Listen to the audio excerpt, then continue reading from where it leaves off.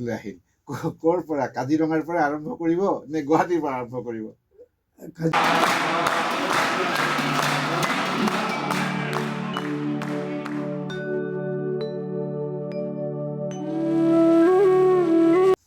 নমস্কাৰ, আপোনালোক সকলোকে স্বাগতম জনাইছোঁ আমাৰ অনুষ্ঠান অমৃত সন্ধানলৈ।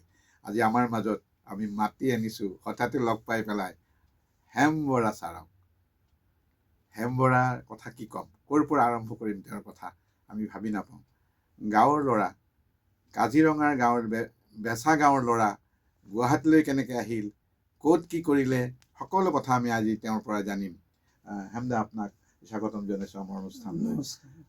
কেনেকৈ গুৱাহাটীলৈ আহিল, ক'ৰ পৰা কাজিৰঙাৰ পৰা আৰম্ভ কৰিব নে গুৱাহাটীৰ পৰা আৰম্ভ কৰিব? কাজিৰঙাৰ পৰাই আৰম্ভ কৰোঁ। কাজিৰঙাৰ পৰা আৰম্ভ কৰোঁ। মই আচলতে মই কলিয়াবৰত মানে মোৰ পঢ়া শুনা গোটেই জীৱন কটাইছোঁ। মেট্ৰিক পাছ কৰিছোঁ কৈৰিতল হাইস্কুলৰ পৰা। তাৰ পিছতে মই প্ৰথম বিভাগত পাছ কৰিলোঁ। মইতো আৰু গাঁৱৰ ল'ৰা, মই জে বি কলেজত পঢ়িম, মোৰ ওচৰৰ কলেজ। এনেকৈ ভাবি থাকোঁতে মোৰ দুজনমান উপদেষ্টা আহিলে বোকাখাটৰ পৰা, মানে গাঁওঘৰীয়া ককাই। আহি ক'লে, তই আমাৰ ইয়াত নোহোৱা নোপোজা ৰিজাল্ট এটা কৰিছ, তই কটনত যাব লাগিব, কটন কলেজত পঢ়িবলৈ। 63 চন। আমি তেতিয়া গুৱাহাটী ইউনিভাৰ্চিটিৰ আণ্ডাৰত মেট্ৰিক দিছোঁ। গুৱাহাটী ইউনিভাৰ্চিটিৰ আণ্ডাৰত মেট্ৰিক দিছোঁ মানে তেতিয়া লাষ্ট বেটছ আৰু আমি গুৱাহাটী। যেতিয়া ক'লোঁ গুৱাহাটীলৈ যাম, মায়েতো কান্দিবলৈ ধৰিলে, ল'ৰাটো ইমান দিন নায়েই, কলিয়াবৰত থাকি পঢ়িছে, এতিয়া আকৌ আহিছে, ইয়াক গুৱাহাটীলৈ কিয় পঠিয়াই দিয়? এনেকৈ কথা ক'লে। এখন আমাৰ তেতিয়াৰ দিনত ৰঙা বাছ চলিছিল নহয়, মোৰ মনত আছে। মানে তেতিয়া মাজে মাজে এখন বাছ দিয়ে গুৱাহাটীলৈ যোৰহাটৰ পৰা, সেইখন বাছতে চিট ৰাখিলে আমি পাওঁ। তেতিয়াই প্ৰথম হাত দাঙি বাছ ৰখাই মই গুৱাহাটী বাছত উঠিছিলোঁ। সেয়ে আৰম্ভণি। আহি কটন কলেজত নাম লগালোঁ আৰু তেতিয়াৰ পৰা মই গুৱাহাটী হৈ গ'লোঁ। গাঁও পাহৰিতো যোৱা নাছিল আপুনি, গাঁৱলৈ গৈছিল? আমি নাই নাই, মই এতিয়াও গাঁৱতে থাকোঁ। মোৰ শেষ জীৱন গাঁৱতেই। তেতিয়া আপুনি পঢ়া শুনা কৰি পেলাই শেষত চাকৰিলৈ আহিলে? পঢ়া শুনা কৰি মই প্ৰথমতে গুৱাহাটী কমাৰ্চ কলেজত, মানে আমাৰ মেধি ছাৰে, তেখেতে ক'লে যে কলেজত প্ৰফেচৰ এটা লাগে ষ্টেটিষ্টিক্সৰ, যাবা নেকি? মোক হেডে কৈছে। মই বোলো, ছাৰ ৰিজাল্টটো দিয়ক। ৰিজাল্ট তোমাক মইহে দিম, ৰিজাল্টটো মই দিম কাৰণেতো তোমাক পঠিয়াইছোঁ। মই আহি কোনো ইণ্টাৰভিউ নাই, একো নাই, মই গুৱাহাটী কমাৰ্চৰ প্ৰফেচৰ হ'লোঁ। গুৱাহাটী কমাৰ্চৰ প্ৰফেচৰ হৈ 2 বছৰৰ পিছত মই মানে প্ৰফেচাৰীটো কৰি থাকিব নিবিচাৰিলোঁ, কাৰণ নাইট ছেকশ্যনো কৰিব লাগে, ডে ছেকশ্যনো কৰিব লাগে। দৰমহা পাওঁ 540 টকা তেতিয়াৰ দিনত। 540 টকাৰে মই হোষ্টেলত থাকি ল পঢ়ি আছোঁ। আৰু মোৰ মানে কিশোৰী মোহন পাঠক বুলি ছাৰ, তেখেত আমাৰ হোষ্টেলৰ আছিলে, ৱাৰ্ডেন আছিলে, বৰপেটাৰে। মোৰ লগত খুব ভাল আছিলে তেখেতৰ হোষ্টেলত মই থাকোঁ, গতিকে মোৰ লগত আৰু ঠিকেই। সেই যে লাইফটো আৰম্ভ হ'ল তেনেকৈ, মই বিৰক্ত হ'লোঁ যে ৰাতি মই ইয়াৰ পৰা যাবলৈ কি, ট্ৰাকত উঠিও কেতিয়াবা হোষ্টেললৈ গৈছোঁ ৰাতি, কাৰণ নাইট ছেকশ্যনৰ ক্লাছখিনি কৰিব লাগিব। মই 3টা ছাবজেক্ট পঢ়াওঁ, ষ্টেটিষ্টিক্স, মেথমেটিক্স আৰু কমাৰ্চিয়েল এৰিথমেটিক। 3টা ছাবজেক্ট পঢ়াই ৰাতি মই গৈ পেলাই হোষ্টেল, ল হোষ্টেলত থাকোঁ তেতিয়া, ল হোষ্টেল পাওঁগৈ। বিৰক্ত হৈ পেলাই মই চাকৰিটোকে এৰি দিলোঁ, যে মই নকৰোঁ। তেতিয়া 2-4টা সৰু সুৰা বিজনেছ কিবা কিবি এনেকৈ থাকোঁতেই মানে গুৱাহাটীত কি কৰিব আৰু, সৰু বিজনেছ কৰিতো ছাৰ্ভাইভ কৰিব নোৱাৰি। মাজতে কণ্ট্ৰেক্টৰ হৈ চালোঁ, পাৰি নেকি, তেতিয়া নাপালোঁ, নোৱাৰিলোঁ, মানে ভৰ্তি থাকিব নোৱাৰিলোঁ তাত। বহুত মই পৰিয়াল পোহপাল দিবলৈতো কৰিবই লাগিব কিবা নহয় কিবা। এই যে চাকৰি এৰি দিলোঁ, মন গ'ল এখন, মানে আগতেতো নাটকেই কৰি থাকোঁ, ভূপেন শইকীয়া ছাৰৰ কোনো নাটক বাকী নাই মই যিবিলাক কৰা নাই। কটন কলেজত কৰিছোঁ, গুৱাহাটী ইউনিভাৰ্চিটিত কৰিছোঁ, বাওনা, পুতলা নাচ, তৃতীয় বন্ধু, এইবোৰ চব নাটক মই কৰিছোঁ। ওৱান এক্টবিলাক তেতিয়া ওৱান এক্টৰ এটা জোৱাৰ আছিল জোৱাৰ আছিলে তেতিয়া আমি আৰু কৰিছিলোঁ য'তে ত'তে ওৱান এক্ট কম্পিটিশ্যনবিলাক হৈছিলে, তাতে য'তে ত'তে কৰোঁ আৰু মানে এইটো এটা জোৱাৰ। তাৰপিছতে মই ভাবিলোঁ এখন সৰু চিনেমা কৰোঁ, ডকুমেণ্টাৰী এখন। এনেকৈ তেতিয়া পুনাৰ পৰা পাছ কৰি অহা ইন্দুকল্প হাজৰিকাৰ নাম হৈছে মানৱ আৰু দানৱ, ডাঙৰ চিনেমা কৰিছে। আভা বাইদেউ তেতিয়া আভা আহিছে, গ'লোঁ আৰু ইন্দুকল্পক ক'লোঁ যে মোৰ চিনেমা কৰাৰ মন আছে, ডকুমেণ্টাৰী এখন। প্ৰথম দিনা তেনেকৈ গ'ল। দ্বিতীয় দিনা তেওঁ ক'লে ডকুমেণ্টাৰী নালাগে দিয়া, সৰু ফিচাৰ এখন কৰোঁ, শ্বৰ্ট ফিল্ম। এইটো 74ৰ কথা। তেতিয়াই শ্বৰ্ট ফিল্ম কৰা ব্ৰেইনটো মোৰ সোমালে। সন্ধান বুলি এখন চিনেমা কৰিলোঁ। সন্ধানখন মই আধা ঘণ্টাৰ কাৰণে কৰিলোঁ। খৰচ হ'ল 30,000 টকা। আৰু তেতিয়াৰ শিক্ষামন্ত্ৰী আছিলে আমাৰ হৰেন্দ্ৰনাথ তালুকদাৰ ছাৰ। তেখেতে এটা প্ৰিণ্ট কিনিলে, 20,000 টকা দিলে, মোৰ হৈ গ'ল আৰু। ছাবজেক্ট কি আছিল? ছাবজেক্ট কি আছিল আপোনাৰ? Self employment is the best employment in the present context of the society. আজিকালি সেইটো চলি আছে। মানে মোৰ ভাল লাগে কি সেই খনত এজন MA পাছ কৰা ল'ৰা আৰু দেউতাৰ ভাৱত কৰিছিল ৰুদ্ৰ বৰুৱাই, বিজয় শংকৰ আছিল। এই আধা ঘণ্টাৰ ভিতৰতে এখন ধুনীয়া চিনেমা। ধুনীয়া চিনেমাখন হৰেণ তালুকদাৰ ছাৰে চাই ভাল পালে। এই এটা প্ৰিণ্ট মোক দিবা, কি পইচা দিব লাগে দি দিম। এনেকৈ শিক্ষা বিভাগে ল'লে সেইটো। আৰু তাৰপিছত মানে মই দেখিলোঁ এখন চিনেমা কৰা যাওক। আৰু দুজন আছিল, কমাৰ্চ কলেজৰ চাকৰি বাদ দি উমা দাস, আৰু উমা দাসৰ ঘৰো সেইফালে দিয়ে, আৰু কনক বৰুৱা।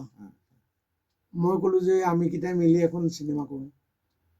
বোলে কেনেকৈ কৰিবি, পইচা ধেৰ লাগিব। মই তেতিয়াৰ দিনত মই শুনিছিলোঁ ব্ৰজেন বৰুৱাৰ ইটো সিটো বহুতো 32,000 টকা, আৰু তেনেকুৱা চিনেমাবিলাক 80,000, 1 লাখ টকাৰ তলত চিনেমা হৈ আছে। মই মানে চিনেমা কৰিবলৈ গ'লোঁ। প্ৰথমতে একদম ৰাজসিক হৈ গ'ল। পুনাৰ পৰা পাছ কৰি আহিছে ডাইৰেক্টৰে। তেওঁ মানে চং মিউজিক কৰোঁতেই মানে মোক ক'লে যে এইটোতো বহুত টকা বাজেট লাগিব আৰু ভাল ভাল গান থাকিব। এনেকৈ কৰোঁতে কৰোঁতে মোৰ বাজেট গৈ 4 লাখ টকা হ'লগৈ। 4 লাখ। এখন ব্লেক এণ্ড হোৱাইট চিনেমা, নিয়তি ভাল হৈছিলে চিনেমাখন। সেইখনততো মানে তছত দেগেশ্বৰ, বিজয় শংকৰ, বিদ্যা ৰাও, পাৰভিন আমিন, ৰুণু দেৱী। কেতিয়া ৰিলিজ হৈছিল সেইখন? 78ত সেইখন হললৈ আহিল। গতিকে মানে মই তেতিয়া একো নাজানিছিলোঁ চিনেমাৰ বিষয়ে, খালি তাৰ প্ৰতি আসক্ত হৈ আছিলোঁ চিনেমাৰ কথাটো, যে চিনেমা এখন কৰিব পাৰিলে ভাল লাগিব অমুক তমুক। আৰু মই ভাবিছিলোঁ মই যদি চিনেমা কৰোঁ কেতিয়াবা ডাইৰেক্টৰ হিচাপে ব্ৰজেন বৰুৱাক ল'ম আৰু মিউজিক ডাইৰেক্টৰ ভূপেন হাজৰিকাক ল'ম। আমাৰ আশা এটা। কিন্তু ইন্দুকল্পই বা এইফালে দিয়ে। মোৰ সৌভাগ্য হৈছিলে জয়ন্ত হাজৰিকা তেতিয়া সফল ডেকা, মোতকৈ 4 বছৰ ডাঙৰ, কিন্তু মোৰ লগত বন্ধুত্ব। গুৱাহাটীত কটনত যেতিয়া গান গাবলৈ আহে তেতিয়াই চিনাকি হ'লোঁ। তাৰপিছত সদায় গধূলি লগ পাওঁ মানুহটোক, এই মই যেতিয়া কলেজৰ চাকৰি এৰিছোঁ তেতিয়া। আৰু সদায় মানে ক'লোঁ মিউজিকটো জয়ন্তই কৰিব, জয়ন্তই মিউজিক কৰিব, ভূপেনদাই গান গাব। এনেকৈ প্লেনিং হ'ল। নিয়তিৰ মিউজিক জয়ন্ত হাজৰিকা, ইন্দুকল্প হাজৰিকা ডাইৰেকশ্যন, আৰু মই দুজনৰ লগত প্ৰডিউচাৰ। এই নিয়তিখনতে মই বহুত শিক্ষা ল'লোঁ। আৰু মই 7জন ইন্দুকল্পৰ 7জন এছিষ্টেণ্ট ডাইৰেক্টৰৰ ভিতৰত মই এজন। কোনো আৰ্টিষ্টে নাজানে যে ময়ে প্ৰডিউচাৰ। মই চিনেমাখন হৈ আছে, মই সদায় থাকোঁ, মোক প্ৰডিউচাৰ বুলি নাজানে। এক্টিং কৰা নাছিল? মই এটা সৰু ৰোল কৰিছিলোঁ। সেইটো মানে মই ভাবিলোঁ যে এই মেইন কাম এটা কৰিম আৰু এতিয়া নকৰোঁ। মই সন্ধানত মেইন ৰোল কৰিছোঁ। আনএমপ্লয়ড ইয়থটো মই কৰিছিলোঁ। তাৰপিছত এনেকৈ থাকোঁতে এই আন্দোলন গ'ল, অসম আন্দোলন 79। তেতিয়া মানে বেণী মাধৱ বুলি এজন সাংবাদিক আছিলে সেইটো সময়ত, তেওঁ ঢুকালে এতিয়া। তেওঁ মানে আহি মোক ধৰিলে যে আলোচনী এখন উলিয়াওঁ, আপুনি হেৰি কৰিব লাগে, মানে প্ৰকাশক হ'ব লাগে। মই ক'লো মোৰ তেতিয়া প্ৰকাশক কৰিবলৈ সময় নাই, মই হাজিৰা কৰোঁ একচুৱেলি, মই দিনটো কাম কৰি ক'ৰবাত ইনকাম কৰি লৈ ফেমিলি চলাই আছোঁ। ক'লে নহয় আপুনি পাৰিব। মই তেতিয়া সৰু সুৰা ঠিকা টুকলি কৰি পেলাই কাৰ্বি আংলঙত আছোঁ। আহি দেখিছোঁ সিহঁতে 2টা ইছ্যু উলিয়াইছে, চলা নাই বজাৰত, পইচা ঘূৰাই পোৱা নাই সিহঁতৰ সেয়া। তেতিয়া 3 নম্বৰ ইছ্যুটোৰ পৰা মই ক'লোঁ যে ঠিক আছে বাৰু, মই ইনভলভ হ'ম, খালি মোৰ মতে তোমালোকে কৰিবা, তোমালোকে অকল আৰু আৰ্টিষ্ট চাহ পানী খোৱা নকৰিবা। তাৰপিছতে মই এটা নিয়ম কৰি দিলোঁ যে শিল্পীৰ পৃথিৱী মই প্ৰত্যেক মাহতে ফাইনেন্স কৰিম, উলিয়াম, প্ৰকাশ কৰিম, কিন্তু তাত এজন শিল্পীৰ আধাখিনি থাকিব লাগিব। যদি 100 পৃষ্ঠাৰ হয় কিতাপখন, 50 পৃষ্ঠা এজন শিল্পীৰ ওপৰত, আৰু বাকী 50 পৃষ্ঠা আমি শিল্প সংস্কৃতিৰ খবৰ বাতৰি, আপুনি নাটক কৰিছে বৰপেটাত, তাৰ বাতৰি, আপোনাৰ বিষয়ে লেখাই মেলা যাব। শিল্পীৰ পৃথিৱী সেইটো আমি সেইটোতে মানে সেইটো এটা নিয়ম কৰি ল'লোঁ। আৰু তেনেকৈ মোৰ প্ৰথম সংখ্যাটো বিজয় শংকৰৰ অভিনয়ৰ ৰূপালী জয়ন্তী সংখ্যা। মানে এৰাবাটৰ সুৰত প্ৰথম ছবি কৰিছে, 25 বছৰ হৈছে 79ত। গতিকে মই তেতিয়া বিজয় শংকৰ ৰূপালী জয়ন্তী বিশেষ সংখ্যা এটা উলিয়ালোঁ, বিদ্যাৰৰ ফটো, ইভাছৰ ফটো দি কভাৰ কৰিলোঁ। সেইটো এটা প্ৰথম মানে কালাৰ্ড কভাৰ হৈছে প্ৰথম শিল্পীৰ পৃথিৱী। আপুনি শিল্পীৰ পৃথিৱীত কিমান বছৰ? মই শিল্পীৰ পৃথিৱী চলালোঁ 25 বছৰ। মানে ৰূপালী জয়ন্তী হৈ গৈছে। মোৰো ৰূপালী জয়ন্তী, আৰু এনেকুৱা কোনো ধৰণৰ প্ৰচাৰ আমাৰ নাথাকেতো, গতিকে অসমৰ মানুহে ইমানটো গম নাপায়। 2004 চনত বন্ধ কৰিছোঁ, কাৰণ তেতিয়া আপুনি ভূপেন হাজৰিকাৰ লগত আছে।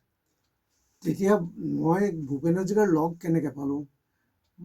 1981 চন বা এখন বাংলা পেপাৰত মানে ভূপেন হাজৰিকাৰ ওপৰত ইছ্যু ওলাইছে, গানেৰ কাগজ, ভূপেন হাজাৰিকা বিশেষ। তাকে মোক তেতিয়া এডিট কৰিছিলে প্ৰথম বেণী মাধৱে। বেণী মাধৱে আহি ক'লে যে এইখন চাওকচোন। মই চালোঁ, চাই ভালো লাগিছে, কলিকতাত ভূপেন দাক সন্মান জনাইছে, কলিকতাৰ এখন পেপাৰে। আৰু অসমত তেতিয়া কি চলি আছে? অসম আন্দোলন, তেতিয়া ভূপেন হাজৰিকা ক'ত? সেইবুলি বেটুপাত ওলাইছে আলোচনীত, ভূপেন হাজৰিকা ক'ত? এইখিনি সময়ত মানে বিচাৰিছে অসমৰ মানুহে যে বিদেশী খেদা আন্দোলন আৰম্ভ হৈছে, ভূপেন হাজৰিকা নাই। তেতিয়া ভূপেন দা আকৌ কিছুমান কামত ব্যস্ত আছে, জ্যোতিপ্ৰসাদ আৰু জয়মতী ওপৰত এখন তথ্যবহুল চিনেমা, তাৰপিছত নিৰুৎ চৌধুৰীৰ এখন চিনেমা, এইবোৰত ব্যস্ত হৈ আছে। মই সেইখন চাই উঠি ভাবিলোঁ যে মইতো মেগাজিনে কৰি আছোঁ, ভূপেন দাৰ ওপৰত এটা স্পেচিয়েল ইছ্যু নকৰোঁ কিয়?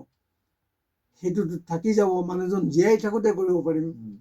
মই মানে তেতিয়াৰ দিনততো টেলিফোন নাই, মই তেখেতলৈ এখন চিঠি লিখিলোঁ এড্ৰেছটো লৈ, যে আমি এনেকৈ আপোনাৰ ওপৰত এখন স্পেচিয়েল ইছ্যু কৰিব বিচাৰিছোঁ। বোলে কোনটো ইছ্যু? মই বোলো 81 আগষ্টত আপোনাৰ কাৰণে ৰাখিছোঁ, আপুনি মোক কেনেকৈ সহায় কৰিব? বোলে তোমালোক আহা কলিকতালৈ। মই যাব নোৱাৰোঁ, এতিয়া নাযাওঁ, চিনেমাৰ কাম চলি আছে। এই যে গ'লোঁ কলিকতালৈ, ভূপেন দাৰ লগত আমি এসপ্তাহ, তেখেতেই মানে অচি গাংগুলীৰ তাত গৈ কভাৰ ডিজাইন, তেখেতৰ নিজে কোৱা কথাবোৰ আমি টেপ ৰেকৰ্ডাৰত ৰেকৰ্ড কৰিছোঁ, গোটেই কথাখিনি লৈ লৈ আহি ইয়াত টেপ শুনি শুনি লিখি উলিয়াইছোঁ।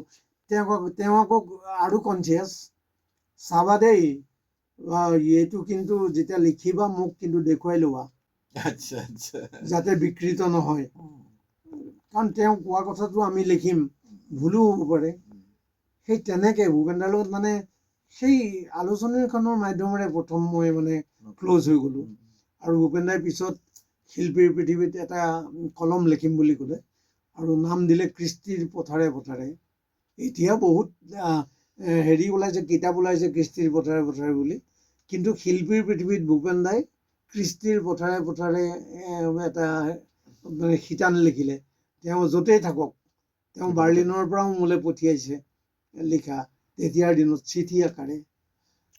আপুনি শিল্পীৰ পৃথিৱীত হেৰিও কৰিছিলে, জুবিনৰ মই শিল্পীৰ পৃথিৱী, এইটো ভূপেন দাৰটো আছে 1981 চনৰ অক্টোবৰ সংখ্যা, আৰু সেই সংখ্যাটো মই এতিয়ালৈকে 3 বাৰ ছপাইছোঁ। মানুহক লাগে, আকৌ লাগে, কাৰণ ভূপেন হাজৰিকা জীয়াই থাকোঁতে তেওঁৰ লগত একেলগে বহি এনেকে এখন কিতাপ তেওঁৰ ওপৰত, তাততো মিছা কথা একো নাই ক'তো।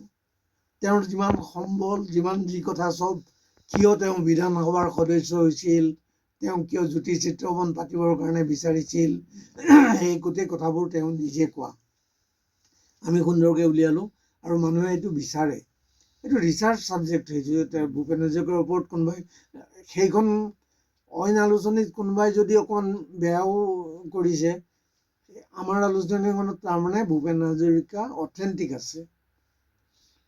তাৰপিছত আপুনি সুধিছে জুবিনৰ 1999 চন, জুবিন তেতিয়া একদম ডেকা ল'ৰা বম্বেলৈ যাব। মোৰো ঢেৰ ডেকা ল'ৰা আছে, চবে আহি ক'লে যে জুবিনৰ ওপৰত এটা স্পেচিয়েল ইছ্যু কৰোঁ। মই বোলো জুবিনৰ লগত কথা পাতিবা আৰু এটা ভাল কভাৰ বনাব লাগে, কভাৰ বনাবলৈ দিলোঁ। জুবিনৰ 1999 চনৰ জানুৱাৰী সংখ্যাটো আমি জুবিনৰ নামত মানে শুভেচ্ছা সংখ্যা দিলোঁ। কেলে শুভেচ্ছা সংখ্যা, তেওঁ বম্বেলৈ যাব, বম্বেত এষ্টাব্লিছ হওক অসমৰ শিল্পী, তেনেকৈ ভাবি পেলাই আমি এটা শুভেচ্ছা সংখ্যা দিলোঁ জুবিন গাৰ্গৰ। এই কথা বহুতে নাজানে আজি। এইটো মানে আমিতো আৰু প্ৰচাৰটোত ইমান গুৰুত্ব দিয়া নাই, কামত গুৰুত্ব। মোৰ এটাই এনেকুৱা কথা যে মই কাম সৰু বৰ চোৱা নাই, মই এফালৰ পৰা কৰি গৈছোঁ যি পাৰিছোঁ। কাম সৰু ডাঙৰ এনেকুৱা নহয়, সময়ত যদি সি ডাঙৰ হৈছে সেইটো মানে তেতিয়া সেইটো তেনেকেই ডাঙৰ হৈছে আৰু গম নোপোৱাকৈ। তাৰপাছত আপোনাক মই দেখিছোঁ একদম মানে মই লাগাৰ পৰাই দেখিছোঁ আপুনি অসম নাট্য সন্মিলনৰ লগত বিশেষভাৱে জড়িত। অসম নাট্য সন্মিলনৰ লগত আপুনি কেনেকৈ জড়িত, আজি কেনেকৈ জড়িত হৈছে আৰু 1990 চনত, যদি মোৰ ভুল হোৱা নাই 1990 চনেই হ'ব, ফণী তালুকদাৰ দাদাৰ লগত মই ইয়াতে এই শিল্পীৰ পৃথিৱীৰ মাজেৰেই চিনাকি। তাৰপিছত তেখেতে মোক এদিন মাতি ক'লে তুমি নাট্য সন্মিলনত মানে মোৰ লগত কাম কৰিব লাগিব। মই সভাপতি হ'লোঁ। মই তেনেকুৱা এতিয়ালৈকে, তেতিয়াই মই নামটো পাহৰিছোঁ, সম্পাদক আছিলে নগাঁৱৰ। তুমি মোৰ লগত মৃগেন বৰা, মৃগেন নহয়, মৃগেনটো এতিয়াই হ'বগৈ নেকি, এই হেৰি গোস্বামী উপাধি তেওঁ। তাৰপিছত মানে ফণী তালুকদাৰ দ্বাৰা 90 চনতে মোক টানি আনিছে নাট্য সন্মিলনত। তেখেতৰ লগত বহুতখিনি কাম কৰিছোঁ। এনেকৈ থাকোঁতে পিছত মই আজীৱন সদস্য হ'লোঁ। প্ৰথম আমন্ত্ৰিত সদস্য, কিন্তু পিছত আজীৱন সদস্য। আৰু নাট্য সন্মিলনৰ লগত মই জড়িত হৈ গ'লোঁ আজিলৈকে। নাট্য সন্মিলনৰ এনেকুৱা বিভাগ নাই কিজানি মই চোৱা নাই।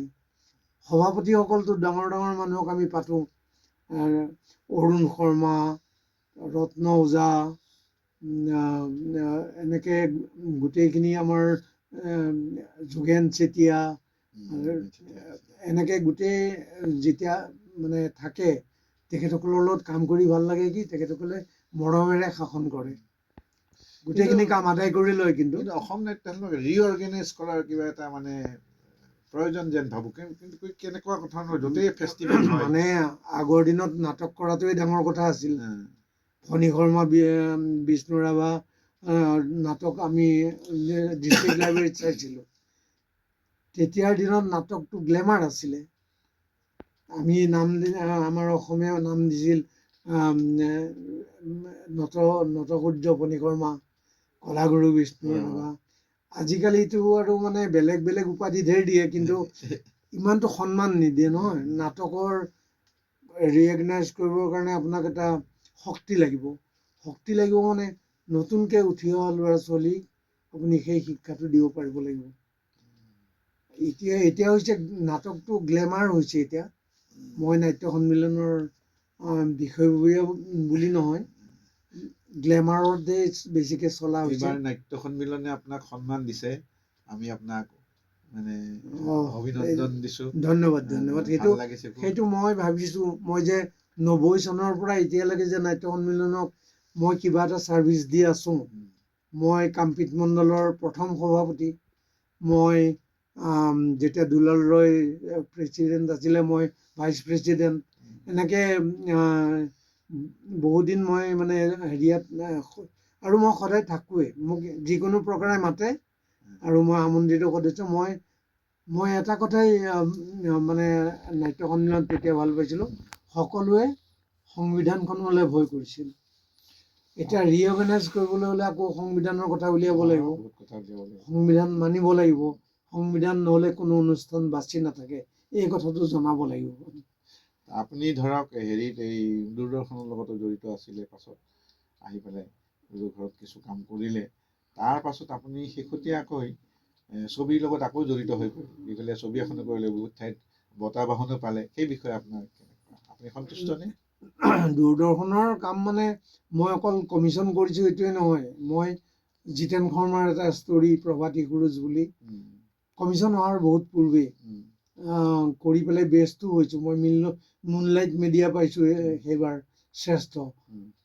গতিকে মোৰ এইটোত চলিয়ে আছে। মই দেৱ কুমাৰ বৰুৱাৰ লগত নিশাৰ চকুলো কৰিলোঁ, তাত মই মেইন ৰোল কৰিছোঁ।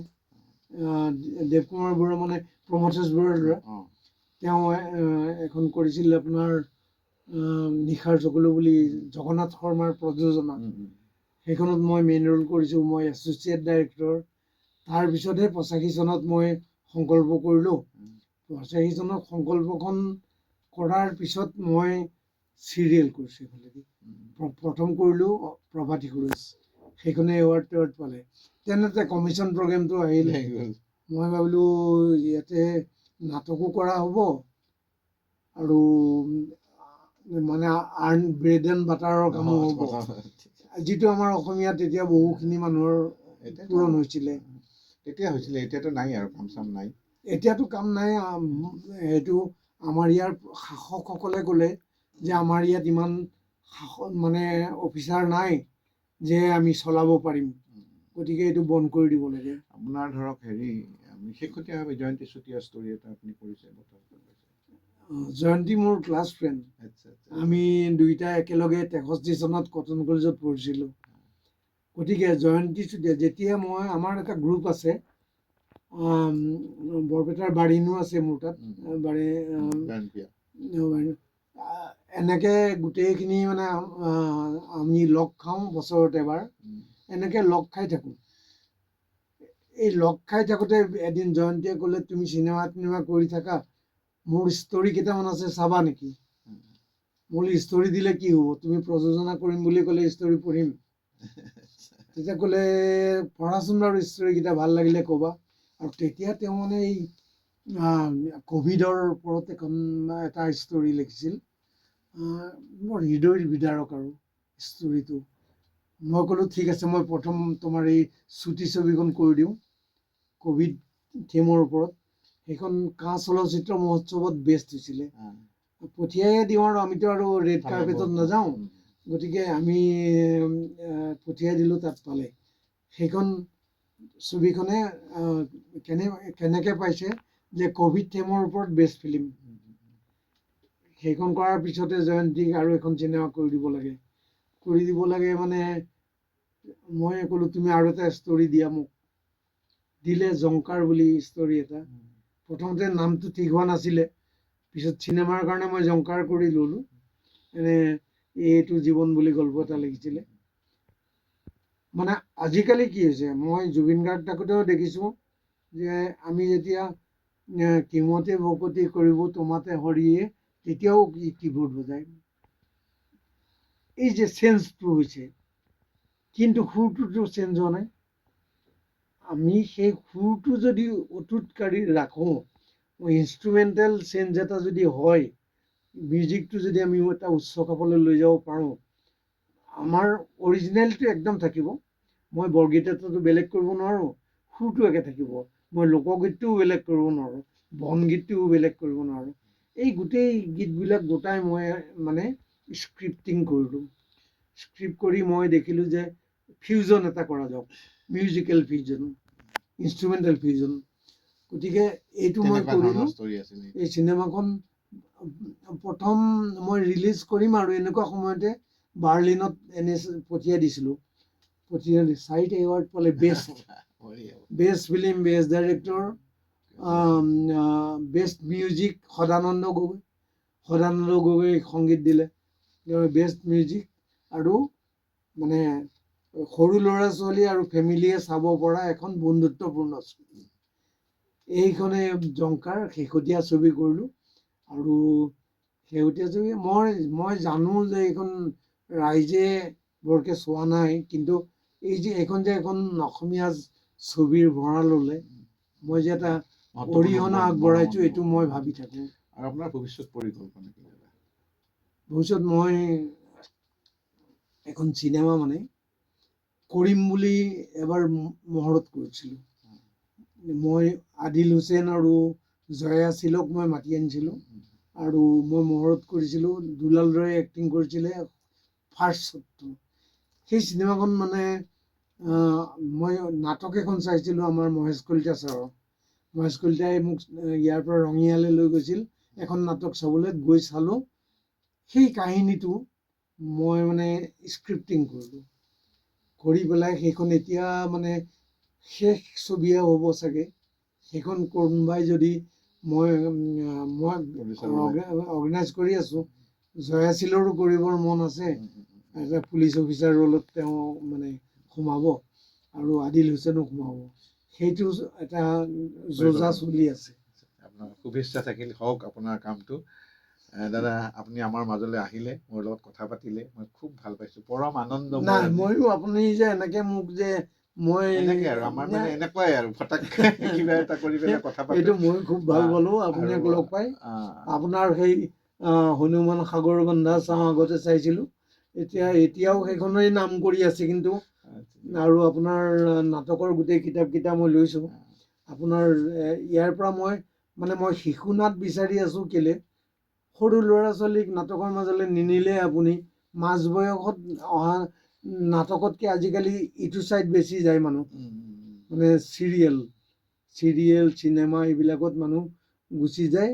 অভিনয় অকণমান জানিলেই সিফালে গুচি যায়, আৰু নাটকটো আমাৰ অকণমান মানে হেৰি পাবলৈ বৰ টান, আৰ্টিষ্ট পাবলৈ।